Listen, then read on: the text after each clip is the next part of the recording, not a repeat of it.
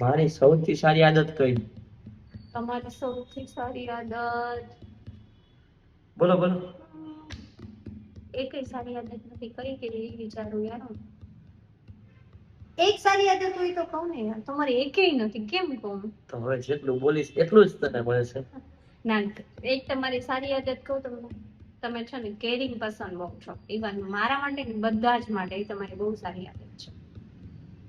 સૌથી ખરાબ આદત? સૌથી ખરાબ આદત કહું, સૌથી ખરાબ આદત છે ને આમાં છે, બહુ બધી છે, જે મને બહુ બધી નથી ગમતી. હું છે ને કઈક કરતી હોય ને તો હું કઈક કરવા જતી હોય ને પેલા મને સમજાવે, તું આમ નહીં આમ કર.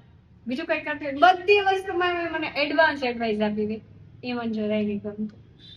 પછી યાર હેરાન થવું પડે ને, મને ઈ નથી ગમતું. પછી પાછળથી હરખું મારે કરવું પડે, ઈ મારે કરવું, એના કરતા તને એડવાન્સ સમજાવી દેવું સારું. બધી જ વસ્તુમાં જો બધી જ વસ્તુમાં પાછળથી મારે હરખું કરવું પડે બધું.